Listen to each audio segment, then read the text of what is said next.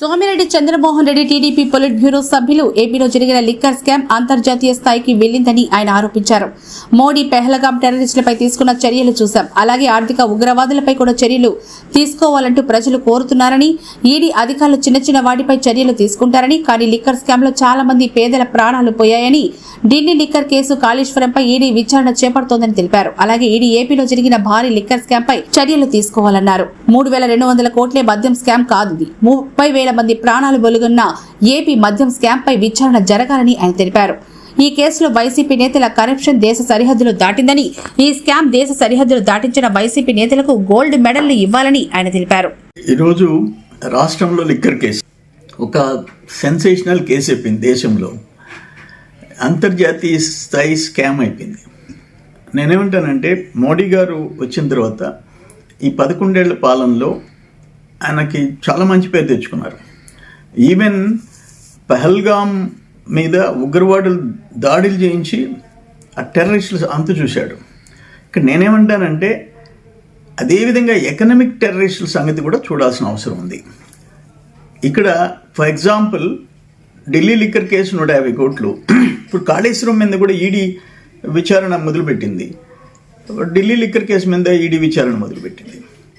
ఇక్కడ 1000 కోట్లు international scam, Dubai నుంచి మనీ రూటింగ్, ఇవన్నీ. దీంట్లో ఐఏఎస్లు అరెస్ట్ అయినారు, ఐఏఎస్లు జైల్లో ఉన్నారు.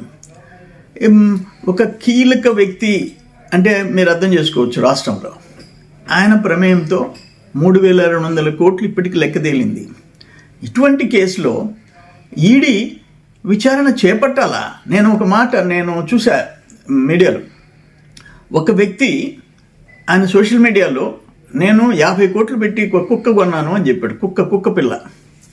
వెంటనే ఈడీ రైడ్ చేసింది. తర్వాత నేను సోషల్ మీడియాలో ఫేక్ మెసేజ్ పెట్టానని చెప్తే వెనక్కి వచ్చింది. 5 కోట్లు 10 కోట్లకు కూడా ఈడీ రైడ్ చేసేసి సీరియస్గా యాక్షన్ తీసుకుంటుంది. నేనేమంటానంటే, ఇక్కడ కూటమి ప్రభుత్వానికి, మోడీ గారికి నా విజ్ఞప్తి ఏంటంటే, బరి తెగించిన స్కామ్ ఇది. మనుషుల ప్రాణాలు తీసిన స్కామ్. 3,200 కోట్లు ఒకటే కాదు, 30,000 మంది ప్రాణాలు బలిగి ఉన్నది ఈ ఇల్లిసిట్ లిక్కర్. ప్లస్ లక్షల మందిని బెడ్ రిడన్, హాస్పిటలైజ్ అయిపోయినారు, పనికి రాకుండా పోయినారు. ఇంత పెద్ద ఘోరమైన దోపిడీ నేరం, దీన్ని సీరియస్గా తీసుకోవాల్సిన అవసరం ఉంది. అక్కడ టెర్రరిస్టులని ఎట్లా అంతం చేశారో, ఇట్లా ఎకనామిక్ టెర్రరిస్టులు కూడా మోడీ గారు సీరియస్గా తీసుకొని అంతు చూడాల్సిన అవసరం ఎంతైనా ఉంది. ఏదేమైనా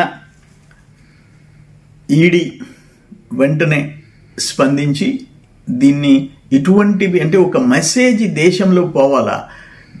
ప్రజలు నమ్మి ఒక ఛాన్స్ అంటే ఎన్నుకుంటే వాళ్ళే ఇటువంటి బరితెగింపుకి పాల్పడితే పరిణామాలు ఎట్లుంటాయని అనేది దేశ ప్రజలు గమనించాల్సిన అవసరం ఉందని నేను విజ్ఞప్తి చేస్తున్నాను.